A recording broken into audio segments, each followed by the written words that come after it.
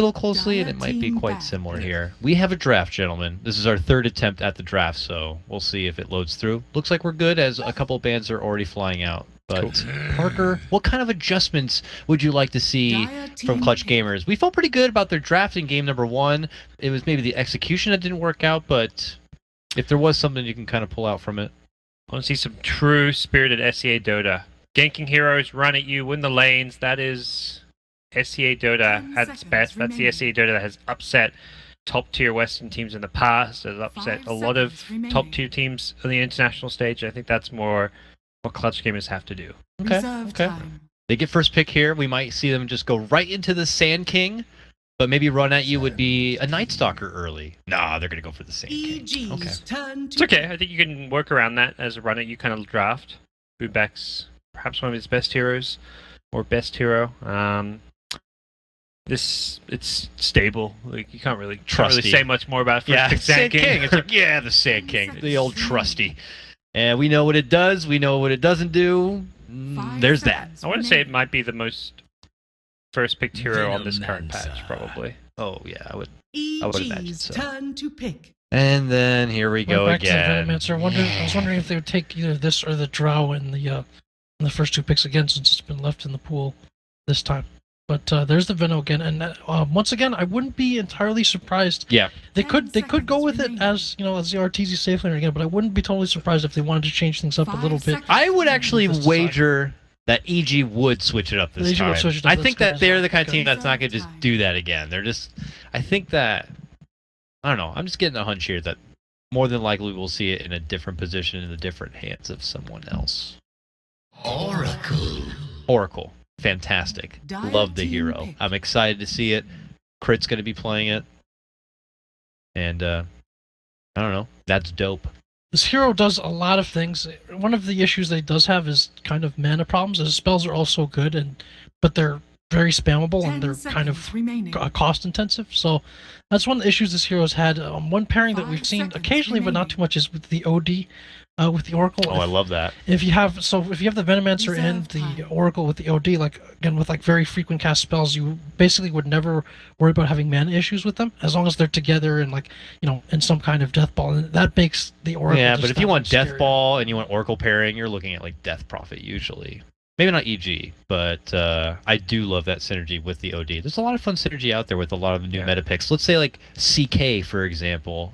Typically could be a Heart candidate. And Heart has got those nice buffs recently where the HP regen is quite ridiculous. So when you give them a false promise, they get double that. It feels like it's damn near impossible to take them down. I do like the option of Clutch Gamers. I don't know, maybe they run back and somehow squeeze in a Faceless Void. Time Dilation is very good against someone like Oracle. And even Venomancer like to spam a lot. And you do need a way to be able to lock down and maybe even get a hold of a Oracle hiding in the back lines. But the rubric you see picked a lot against these like kind of Omni type. Your Omni, in this case Venomancer, you can steal his wards.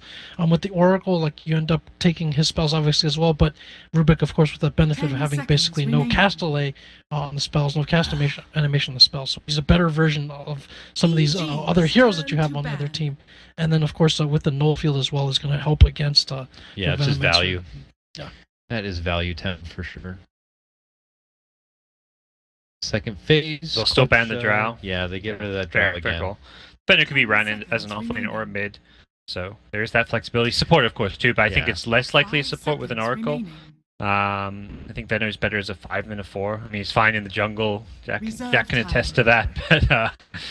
But you haven't got any stuns between your supports, no initiation. I feel like you've got some big gaps in your lineup if you do run that 4-position Venom. Oracle with Drow in the game is just so great, too. That would be just his bat. Oh, it's so ridiculous. Yeah. Just throwing that tiny ass ball at you nonstop so fast. And if you give him the bonus damage on top of it, he can almost zone anybody out, it feels like. Yeah, I wonder if they'd go for like a conk, or if they get to the core here maybe, or if go for a Conka, something we've seen Zai play a lot. There's kind of like the counter initiation component to it as well that you've seen from a lot of EG picks where they have these like self-sufficient laners and then there's counter initiation for them. It's kind of like a 2 protect 3 sometimes. Feels like, so I wouldn't be surprised if it's something like that here. Let's just scan my Dota about to see some of the recent drafts, and there is Venomancer, the latest article. There's an article directly on this one hero. How many times do you factor that there, Jack? Huh? I must admit I have read the article. I wrote the article. The article is about me. Yeah, I bet. Dota ball feels like the go-to Dota side these days. Other than like Reddit, I feel like. But like as far as like specifically Dota numbers and stats go, and it seems like a cool website if you guys don't already frequent it. You're Dota, enthusiast. You don't know Dota buff. You're doing it wrong. That's for sure. I'll go like maybe without going there, and then I'll just suddenly get on there one day and just go through like all these like nitty-gritty stats about like my pub games and just waste like hours. Like, which hero I'm best on Radiant side playing as a jungler or something. Very odd specific stats. It's pretty cool. Here we go. Second phase for the Evil Geniuses. It's the Void. He doesn't come out, but it's going to be on their team, and we are in store for the Universe Faceless Void. One of the greatest Universe Faceless Voids in the game. Sahil's awesome on the hero. That's what I'm trying to say. Yeah. As far as player-hero combo goes, it's one of the best out there. He's above 75% win rate with this as well, and has tweeting out some stats. He's one of the best as far as player-hero combo goes, considering the number of times he's played it. Yeah. Universe, IX Mike, then everyone else, as far as Faceless Void goes. IX Mike has a Void? I think, yeah, he was a pioneer, one of the original offlane Voids back in the day, NEL days. Okay. So, I'm gonna have to. He's just back pocketing it for now. That's all it is. I'm not sold on the Mike Void. I'm gonna be honest. We'll see. Next time he's on main stage, he'll show you. He'll show you. But just a solid grab for them. Maybe even a minor denied pick. Who knows? But you told me like IX Mike Crystal Main. Like that's an IX Mike hero. He's got his own set, Those player sets are a rarity nowadays. Dude, I have and I use the IX Mike Crystal Maiden set. You don't have to tell me. Yeah. It's on there. You can look now. And it works wonderfully with that new Immortal, by the way. So, I mean, Valve have to any new CM Immortal say they want to build. You got to build that around the IX Mike set. We could do it in this slot, but Mike is already there. And it's not going to work. So we'll go elsewhere. Man, Clutch are thinking about this pick here. I wonder if I don't recall if Clutch has recently played something like the Anti-Mage, something like a Weaver. Like if these are heroes that are seen as kind of good against the Venomancer core, and put some pressure as well. Like Oracle may not be the best support for dealing with those heroes, so that's a possibility. I'm not sure if they plan on picking up one of those cores here. So I wonder if the Void might have been kind of an answer to that as well. If it's like a greedier core, if it's something that can't really zone him out necessarily with these supports, and the Void will have a good time. If he is in the offline like we think he's going to be there. The Clockwork for now. I think it's good against the Oracle, but overall against those cores, kind of tough Clockwork game. Typically the Venoms against the Clock will just rush a 4-staff, Void, time walks out. I feel like this is more a comfort pick for Clutch gamers than anything, and obviously saying that they can punish the support. You don't want to be picking offline just to get one support. Shame. Silencer looks pretty tasty on Clutch gamers' side, but I don't know if they can... Is that the headband you were talking about? You got the front on you. It does. Is that it? It's blue, right? It looks blue like here. G1. Yeah, it looks like maybe not, maybe something else, but it looks like a badass. Yeah. Is that facial hair? Oh my god! How long has it been since we've seen Sumo play in Dota? It's crazy. The boy is growing up right before our eyes, man. He had it I think in Manila, and then like I don't know if he got rid of it the last day or like over the last few days of the tournament. He definitely had it going at some point, like not on the sides, but not like the kind of patchy wolf. Yeah, I mean you got to go through that phase. Everyone's gonna shit on you. They're superstitious about it too. Anytime you talk to our teams about it, he'll be like, "Yeah, I shaved for this event. We did really well. So next time I'm like," and then he did badly with like his full-on beard. So he's like, "Nah, man, I'm playing TI. I'm gonna be full shave." So like they remember how well they do based on their facial hair. Yeah, I recall asking him about that, and it's like, "Are you doing like a playoff beard or something like that? Is that what's going on?" So there is the Weaver coming out from Clutch Gamers. And before that, the Night Stalker there. So you got a lot of heavy initiation on a Clutch Gamer side with your Sand King, with your Clockwork even, and Night Stalker's there to kind of make sure they have a hard time getting the vision necessary to make those kind of jump-in plays. And you also get to have the convenient silence for even the Weaver that shows up too. So still pretty nice for EG overall.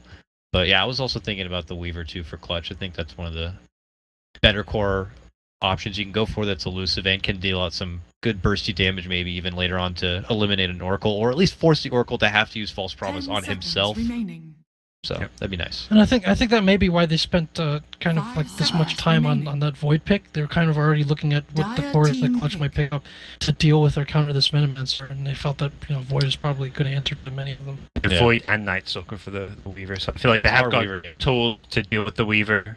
They haven't got good damage for the Chrono, so I think that last pick for Sumail is likely to provide some of that. It's been a while since we've seen that Sumail Invoker, but it was a hero that he used to play quite frequently.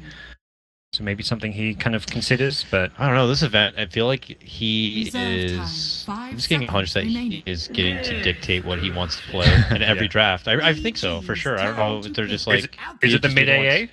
Oh, whoa. Okay, well, I did like EG a lot, but then this guy comes out and. Dude, is Sumail deciding he wanted to play this pick? I don't know. He's got +5 starting agility now. And he might play just the Ags build. Like, who knows? He might troll around with it. Look at his lineup. All these boys here would love an Ags. Yeah. Even Oracle. So, I mean, I'm not a big fan. Got some small buffs. Yeah, he got the buffs, though. It's one of those things where you're not going to know how good this hero is with those buffs until you play in a competitive match. So I think EG's like, we're up 1-0 against Clutch Gamers. We have a game to play around with.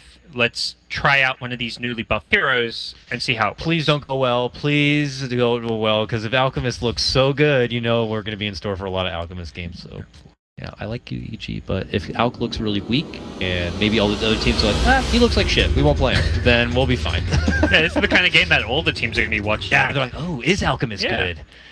There's probably a lot of, some teams out there like, EG playing Clutch, heavy favorites, maybe not a lot to learn from this series because EG should 2-0 them, but then they see this Alchemist, they're like, ooh. It's all. I feel like that's what happened with the CK earlier, It's just like we see it in the hands of a couple of teams, busting it out, and suddenly it's spread like wildfire. Hope that doesn't happen with Alchemist, but that's just me. I'm very biased against Alchemist. Maybe some of you Alki fans out there, the dozens of you, get excited. Some Chinese teams used to run Alch in more of the kind of feeding capacity of the item sharing. I mean, not the actual feeding that Dakota was talking about, giving the Ags. And yeah, he's got pretty good Ags recipients here because it's something that you want, for instance, on the Night Stalker, but that hero maybe takes more time to get that farm up if he doesn't have a good start. Same with the Faceless Void. Like, you see most offlane Voids, they don't really want to be farming in Aghanims until they're like 3rd or 4th item. And so if you can get that at a quick timing, like, just enables him that much more, reducing that cooldown on the Chronosphere. So if they do choose to go that direction, that's interesting. But also, like, there's kind of a lack of real burst damage on the side of Clutch. It's like mostly pretty sustain based, and Alchemist tends to do well against that. Oh, he's gonna cut through the trees and try to make it, but Sumail is fast. He is going to look to dodge here. He hides through the trees. Clutch Gamer's pretty heavy in with this 5-man first blood attempt. It looks like they will be able to get the upper hand onto Sumail. They catch him, and they will be able to bring him down. Trying to take him away from that early bounty rune. Kill for ML, nicely done. He may still get a bounty rune though. He respawns still with 10 seconds to go. He's pinging top. Yeah, TP there. But interesting, he kind of ran south. I think once he committed to running to the right side, he couldn't run towards his tower because he ran directly down, and Sandking had beat, so Sandking was going to eventually catch up to him, so he kind of felt like he had to look in the trees, but good aggression from Clutch Gamers to snag at least. Well, they don't stop him getting bounty rune, but they managed to get that first blood. Yeah, that's pretty much what they get from it, is first blood. So they get a boost. He still gets a nice amount of gold, and actually, because the Clutch Gamer's not in a position to really block their lanes optimally, that might end up skewing the lanes in EG's favor. So, not too bad of a trade-off, I guess, for giving up the first blood. Yeah, considering he still gets a bounty rune. Universe got his bounty rune top. I feel like Universe may just crush this lane. He's fantastic in these 1v1s often, knows them very well, and that is a concern for Clutch Gamers. It looks like Zai is going to be kind of the enforcer for this mid lane now, but bottom lane, that means that they can make their move in. For Arteezy here, as mentioned, the stun, the telekinesis pullback, and with the bugs, it's all more than enough to be able to get a now 2nd kill for Clutch. It's a great move from the backs through the trees, gets him from the side. Veno loves to be up against kind of these traditional one hero type of offlaners. He does not necessarily like to be tri-laned, which would force the supports to be there as well, because he likes to get up those levels and experience. It's very important to him in terms of the wards, poison stings. So they could either send Night Stalker down here and try to brawl a little bit, or they consider relocating Arteezy. Plan for now. Yeah, TZ hasn't even skilled anything yet because there's none of your spells are actually useful against a tri-lane. I mean, the Gale is probably the most useful, but he's kind of like, well, we're not really going aggressive. We're playing defensive, and your spells as a Venom aren't good defensively except the wards, but only wards once they're level 2, level 3. So for now, he's just going to be like, well, I'm just going to chill. And Zai's kind of almost forced to be just stuck nearby. He'll float around for the bounty rune right now, but it'd be nice for Crit to be able to try to get some good XP on the side. Once you get to level 3 and you get 2 points in Purifying Flames, you could do some surprisingly good burst damage with the Fortune's End pairing. So, yep.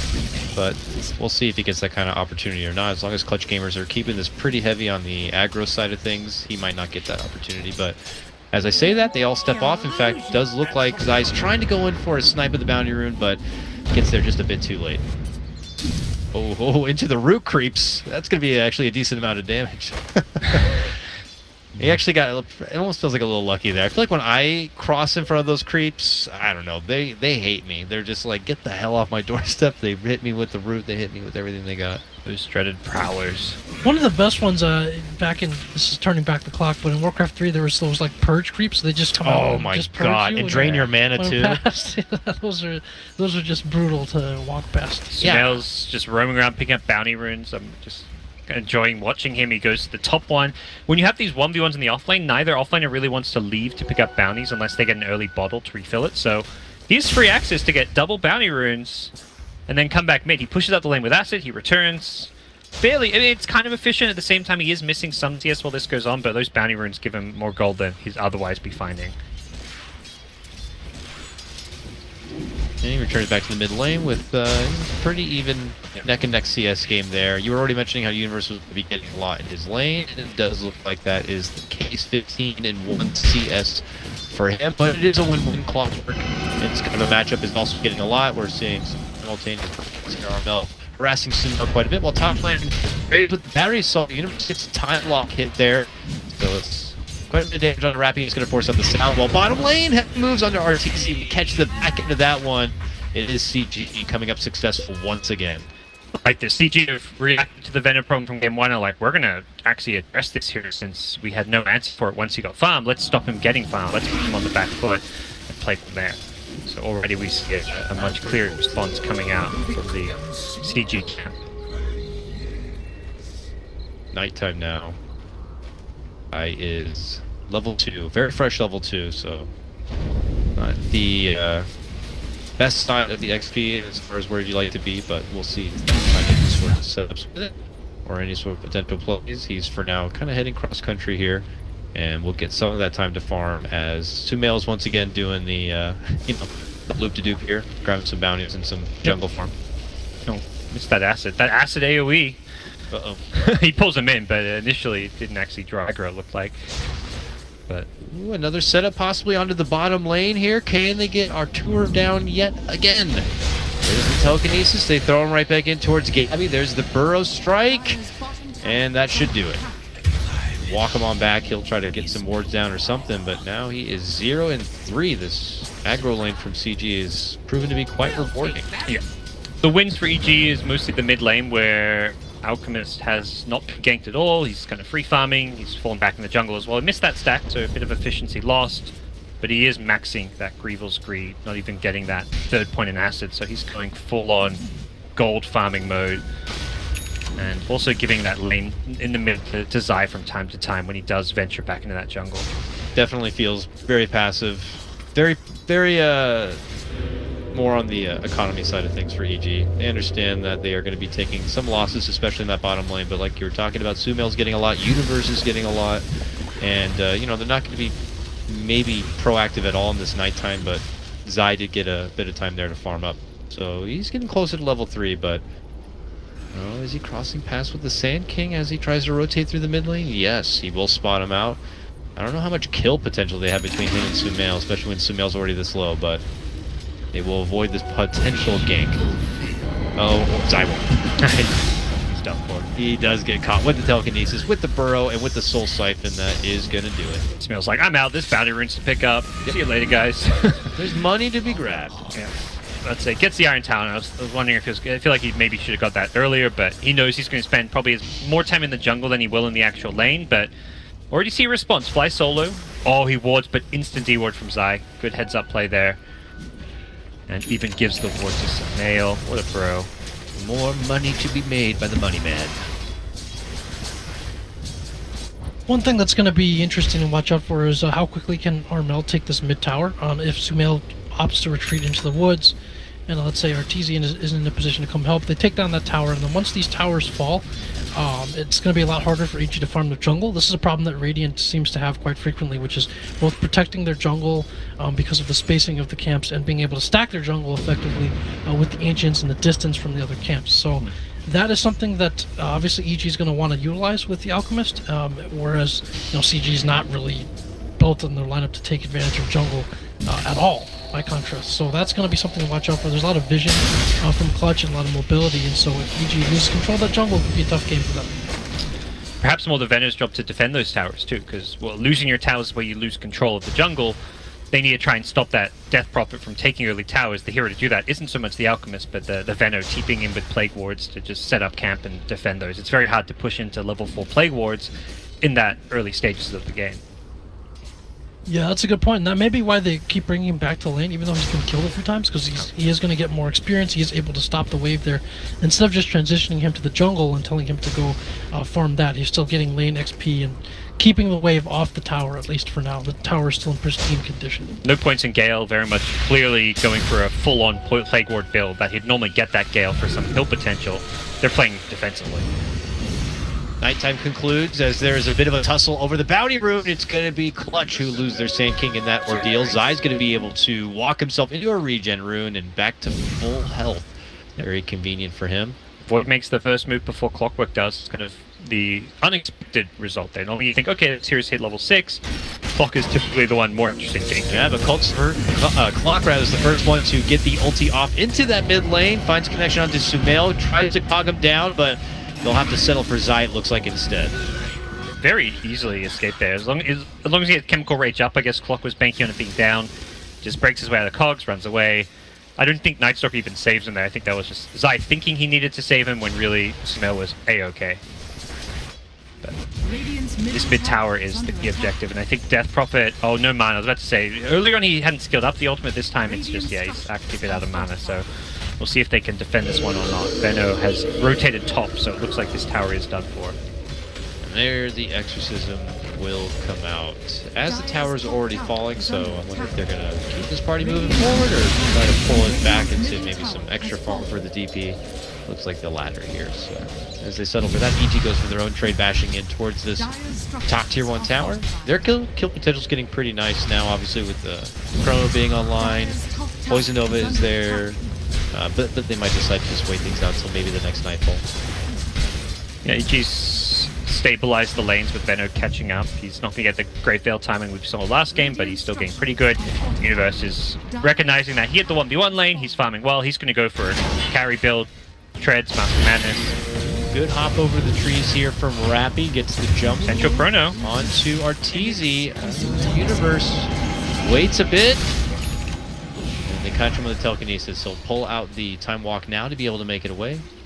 No point in silence there for Armel at level 9, but that's a very likely a kill onto... Oh, bottom lane, Zai getting into some action. Gabby's able to get the jump on the crit, but it does cost him his own life, so... That's not worth. Not worth it all. Suddenly Zai's level 5, he was looking kind of underleveled before that. But, yeah, I kind of don't mind the no silence because he'd been no mana for so long. I think he found a regen rune or shrined up, but he was often having mana problems, but definitely a scenario where having that one value point could have gotten a kill. As it stands, EG are going to be kind of playing the passive game. They're going to look to farm. It's up to Clutch Gamers. The onus is on them to get shit done. Okay, Zai might be the one that gets on, if you will. Here come the bugs. They start to clamp in, and that is when they make their move. Zai is going to be handled just a minute before the nighttime comes once again. So as he returns, expecting the TP and come back to action. But hey, Clutch Gamer successful on their little big move. And it might just turn this into some pressure onto a tier 1. Gotta get those +1s underway. Incoming! The key thing for Clutch for me is using Exorcism every time it's up. Not just... A lot of times you'll have ultimates and you're happy to hold them. It's like a blow call. Like maybe you want to use it for a solo kill, but you're kind of happy just to continue farming and play a farm game with an Enigma and not use blow call. This game against an Alchemist with Death Prophet, you need to use that Exorcism almost immediately it's up. Go and push a lane, go and smoke up, go and do something. If they're farming, they're going to lose to the Alchemist. He's already 8k net worth, almost 2,500 ahead of the Death Prophet. Did I say Zai was going to die, TP back and get in action? I mean, die, come back, TP and die. But he does not go down totally in vain. It does look like Universe is able to use the Chrono and get a little bit of revenge, taking out the Rubik. But we're not done there yet. It looks like Gavin's trying to swoop in and get a hold of that 12-minute room, and he is. He snags it right under the nose of Sumail. And he grabs an Arcane Rune, too. Yummy. Not bad. The Night Stalker this game, the Zai Night Stalker has felt like just kind of the sacrificial lamb, but like it almost feels bad to kill him. Your Clutch, right? You're killing the wrong hero. Yeah, he's kind of like the poison pill. Like, all right, we'll settle for the Night Stalker. You know, it'll take us a little bit because he still is a Night Stalker, but we won't get a core out of it, and then we'll have to go back or reset our spells, and we can't keep fighting afterwards. Like, you see Zai in this kind of position quite a bit, I think. Didn't he say, one of the tournaments was like, you know, the time for fun is past, it's time for winning right now, and he was playing these kind of heroes maybe... I think that was Crit more. That's Crit? Crit's playing the 5. I think he's... Because he used to play 4 and moved to 5. Yeah, that would make sense, yeah. I could have sworn it was, well, yeah, like one Zai. of them definitely saying that. I think it was Zai, actually. I don't recall exactly when, but, yeah, like, he often dies together with Crit to like make space for the laners and for the cores, and kind of feels like that this game. It doesn't feel bad that with these Night Stalker deaths, you know, they all seem pretty productive. That could apply to both of them. Both of them actually played 4 at some point. You know, Zai was on it before with PPD and stuff. So here's Zai, the man. Could be in a bit of trouble. He has nighttime now to try to duke things out. Whoa, nice sidestep, avoids the hook shot, but he does go down regardless. That's a fast blink. That's a 4th position Sanking with a blink. 13 minutes in. And Clutch gamers, I mean, talk about them having to make plays and do stuff. They've got the tools to do it with. Exorcism, blink on Sanking this early makes a big difference for them. Smell is going to have a good timing on Radiance, but the question is how much damage can Clutch gamers do before that comes up? And even while the Radiance is there, Alchemist really kind of hits his stride with a couple more items on top of the Radiance. Crit has been spotted. Look at this play coming in from Clutch as they make a heavy push in the top lane. 2 of them rotate themselves down towards the Shine. They cross paths with Crit, who's going to be committing the false promise on himself. Can they move it forward to get the finish on the Boombox? Yes, they will. Crit might die here. It looks like he will. Eating too much damage there from Rappy. Meanwhile, Sumail getting a double kill, gets off the finish, while Universe sets up that Chrono and gets the takedown of Clockwork. That's a big fight. Armel sticks out the top lane, doesn't TP in. Not sure if he had it up or not, but ultimately the trade for EG there was really good. I looked like a scenario where you're just going to leave the Oracle to die. He ran into ward. He gets TP'd on. He's 100% dead, but EG decide to use it to set up a big team fight. They have all their ultimates, the Poison Nova, the Chrono. Alchemist was deciding that he was ready to fight as well, had at least a couple points in his stun, so EG have to get a very favorable outcome as a result. Alchemist is huge now. 11k, he has that Radiance done with the armlet. Pretty gross. And if you have the Alch factor, so if they do manage to take him down, it's a big bounty for him, but yeah, so big. They just don't have good heroes to burst out too. Like a farmed out you can maybe deal with if you've got like bursty heroes who can just can kill him fast before the Chemical Rage regen kicks in, but Death Prophet's kind of slowish. The Spirit side for the Exorcism not bad. Sanking's probably the only hero that has some burst with Epicenter, but the rest of the lineup, Weaver is very bad against Alchemist, I'd say. You really want like the Lenas, the Ursas, these kind of heroes are what you want against Alchemist. Jump on him, bring him down, he doesn't get a chance to regen up from the Chemical Rage. Yeah, they don't really have the burst. And then looking at some of the itemizations, so Gabby on the Weaver has decided to go for the Lincolns this game. First item. I'm not sure if I agree with this choice as far as this game situation, because well, there's a couple tools for being able to take off the Lincolns, or like you're not protected, say, against time dilation or something for Void, but also like a lot of times when you go for that Weaver, that Lincoln's early in the Weaver, it feels like it slows you down a little bit too much. It's a hero that needs offensive and defensive items. As we see Universe going on to solo with the mid. Him and the tag team and get the takedown. The Rappy jumps into action now between Boombox. Look at A little bit of redemption here, but getting to time to the high ground and does TP right under their nose. And out from trouble, Zai will take the skies, fly up and away, and he's out of there. It was mid-battery assault. It looked like it hit the Night Stalker instead. Zai playing that self with support. They have spotted Sumail though. This farming Deacon again has that monster bounty over his head. They're going to commit with the epicenter, and they will be able to bring down the beast. Kill you need probably a few more times at this game. He did buy his boots of travel, so it looked like he didn't lose too much. I think he picked them up, was trying to TP out, and then got caught. Oh man, Gabby is being chased for crit. Crit has the Fate Seed of Purifying Flames to try to heal himself up. We'll be able to make it away. Could have gone two ways about that. Even Fate Seed the Weaver, so he can't right click, but either way, gets out from trouble. Void with a Shadow Blade already. Universe is very farmed. I mean, he's number 4 in net worth, and you see Alchemist and you see Void, and you're like, this Void isn't really that farmed, but considering Universe's role in this team, this is a fantastic spot to him to be in, and these items are great at punishing this Weaver. He can Shadow Blade in, scout around, find the Weaver, or even find like a Sanking. I think Sanking is probably one of the bigger value kills you can get, because without Sanking, you lose that big guaranteed instant initiation. You've still got the clock, but I think Sanking is kind of the scary 2 for the Alchemist to have to do. Looks like a action here from PG. They gather just to their mid-tier 2 and roll on out here. We get a chrono, everything up for everything. They go towards the lane just as Clutch Gamers come together. It looks like they're going to go for their own call to action. They don't speak up. They're going to shoot Death Prophet in lane. Will this turn into a convenient bait? No. PG actually into Roche Pit and begin to fight it out there. Armel's like, Arcane Rune, what's happening in there? Oh, it's a Roche fight. Oh, Chrono comes out from Universe, only able to catch the Clockwork back and behind. Aegis is snapped up from Sumail on this one. They're battling it out. They are going to get the finish onto the Venomancer here, but they're looking for more. Sumail's going to get hit with False Promise. It will end up working its way through the Aegis here. Armel hanging on with that Soul Siphon, but can't live it out to the end of the Exorcism. They are going to get the finish. Gabby cleans up Universe here. It's Sumail, the lone survivor for EG. He's now going to be beating down the bug. Can he get the finish onto Gabby with the Radiance Burn? The poison's there. He needs just a bit more. Can he run up enough? No. Gabby's going to be able to Sakuchi away. Fly Soul also will survive. It is an absolute bloodbath in the Roche Pit. These are the tight fight. Yeah, Alk did so much damage. The Venomax didn't do as much as I thought, despite getting off the ultimate. EG make a sneaky move there. Very heads-up play from Clutch Gamers Sexy Breeder. I honestly thought they weren't going to predict that one, because EG smoke in, they kill it very quickly, but very smart play by Armel to just throw a Cryptstorm in there and figure out what was going on.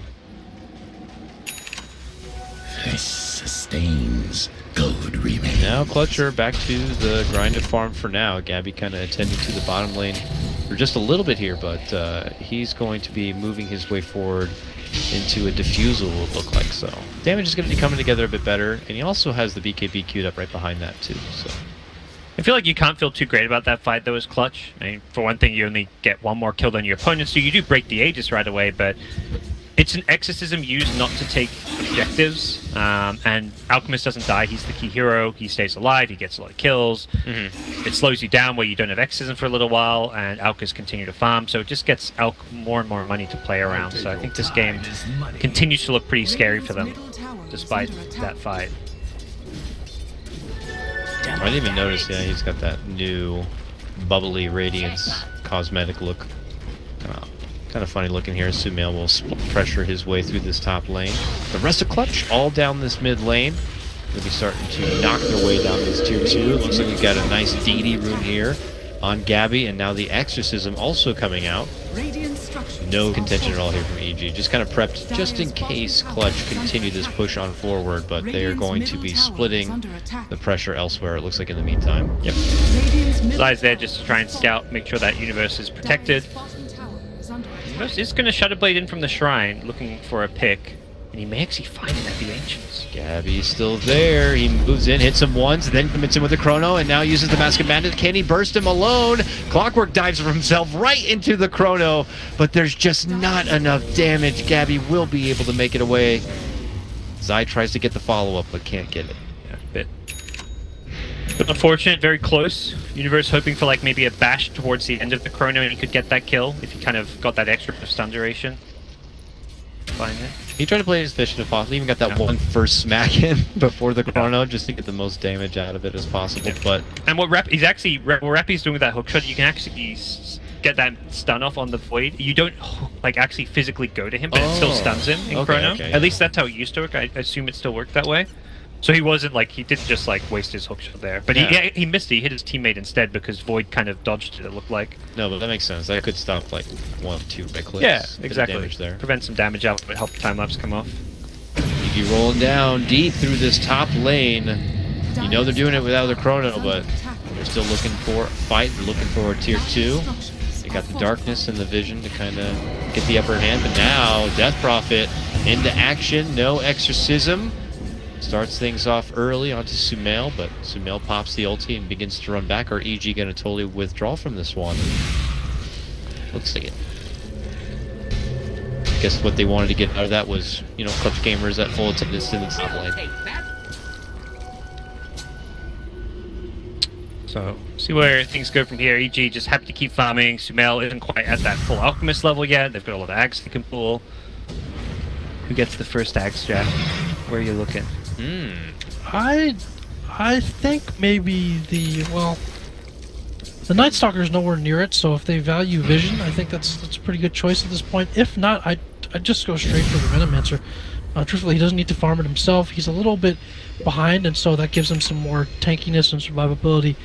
He does go for the XP gain talent, so once he gets to 18, that becomes a 60-second cooldown, which is a ton of damage. And also, CG, not the most durable of heroes in the lineup, and so buffed Gale is Poison Nova is going to be pretty strong against them. Yeah, no one has pipe complete. I saw a hood, but no pipe either. We'll have Nullfield later on. Currently, no value point. Never personally a fan of these Rubik builds where you go 4-4-0. Okay, move in from Rappy as Zai's making the jump to fly solo, but yeah, Universe gets a good two-man connection. The Poison Nova follow makes the connection onto 3. Chrono was stolen. They get the lockdown on 2 as Gabby tries to put to work in onto Arteezy. Can they heal him through the damage? It looks like he's going to be fine. This fight belonging to EG here. Fly Solo finds an opportunity to TP out. He'll be good, but they take 3 hard shots. They will lose their Death Prophet as EG make a successful jump in. That's such a sick chrono. Finding the Sanking, and he even prioritizes the Sanking kill over everything else. I don't know if he had vision. I mean, Sanking was in fog in the trees. Maybe they'd scouted him with like a Plague Ward or something, but or like a Night Stalker, perhaps with his Hunter in the Night flying vision. But either way, making sure you just take the either gamble with it or you saw him and you make sure you catch him. Killing that Sanking is a key factor for that fight. Yeah, that Octarine is getting close to completion here for Sumail. Then you're at your own personal little critical mass. Disgusting alchemist. Oh yeah. Obviously a Shiva's Guard after that. You definitely need an armor item against the Weaver and Death Prophet ultimate. Oh, crit. Just slaughtered there. Really not much you can do. He has the Purge and also a Lincoln Seer. So this game's still really tough for EG. They have a lineup that doesn't have any room for errors because you lose a fight and then suddenly Death Prophet's on your high ground, breaking it with Exorcism. If you use ultimates and don't get kills, then this happens. You actually don't have Chronosphere for 30 seconds. Meanwhile, nice Amel has ult. Yeah, they caught Sumail here. We're on the other side of the wall with a good jump in. Can't quite get the finish though. He's able to step off. Still has 20 seconds before the ulti will be able to kick in, and Clutch Gamers have already 180 themselves out from the base.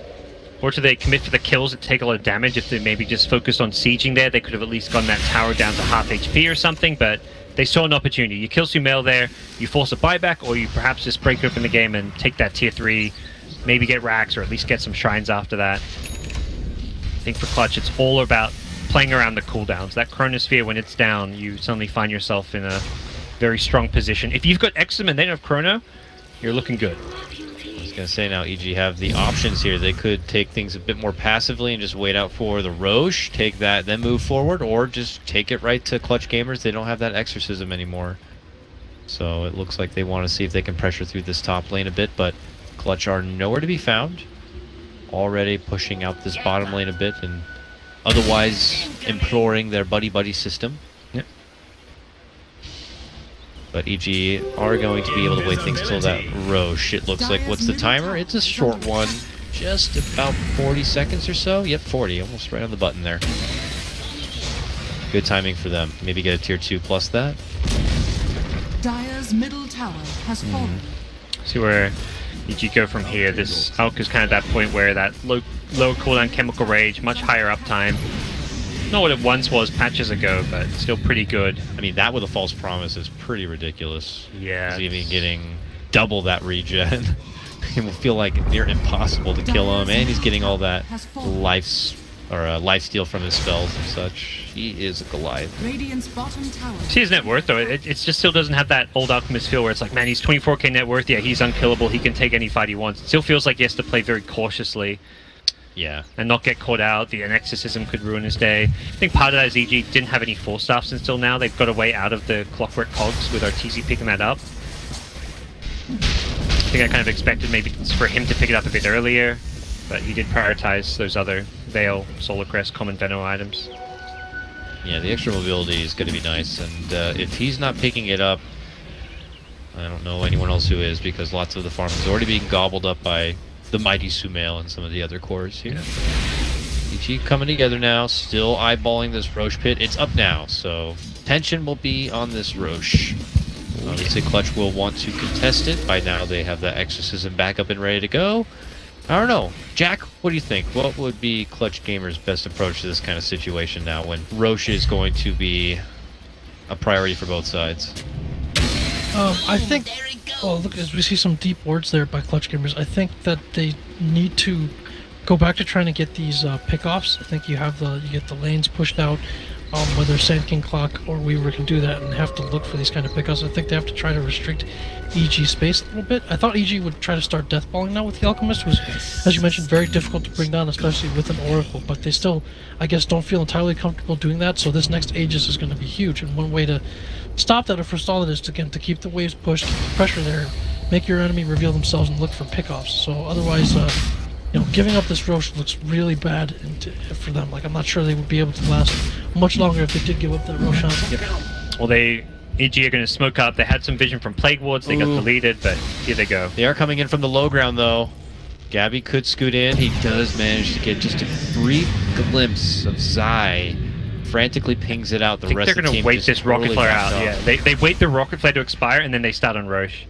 They've got like a 5-second window between rocket flares. Oh my god, look how fast they do it though. There is no chance they're going to be able to make it in there in time. But Clock says, I can get in there. Jumps in right away, and he dies right away. But can they still make their way in somehow? No, it looks like Sumail will be able to chop his way through it. Grabs up the Aegis. They put all their focus onto Arteezy, but then Universe steps in, gets a nice 2-man chrono onto Clutch. And will be able to set up a couple of easy takedowns.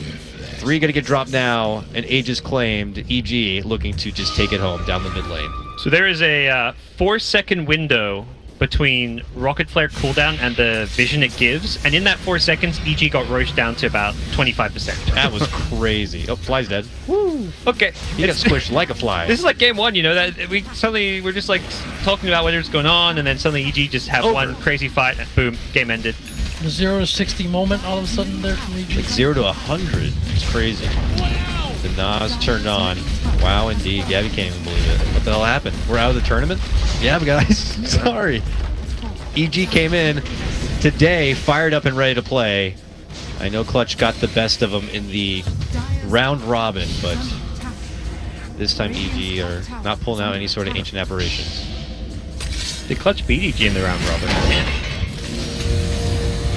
That's impressive. Okay, skittish out here. It looks like this could be the final defensive hurrah for Clutch, but they've already lost their Sand King. No Epi going to be in this one. Sumail simply chopped up the little Scorpion.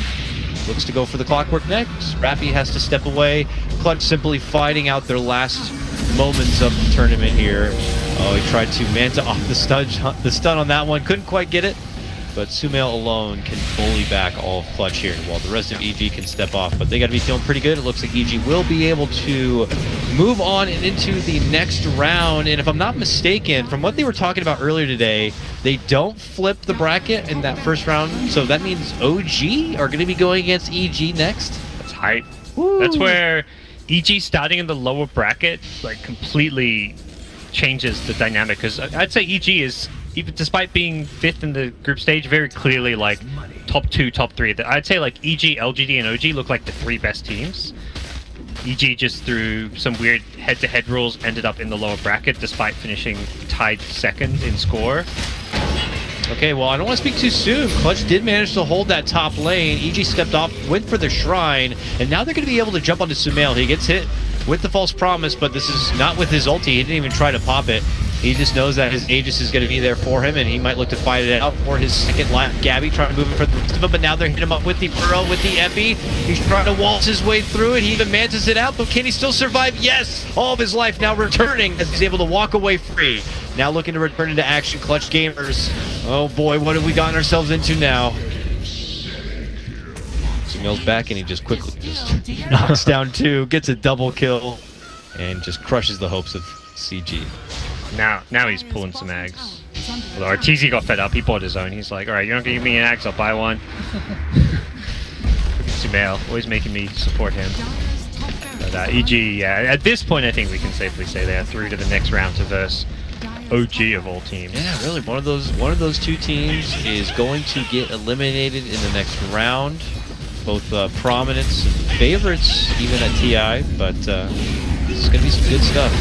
Chinese teams are going to be happy to see that. The 2 big bad wolves coming over, the granddaddies, as they might call them, coming over, and you know, one of them will be eliminated.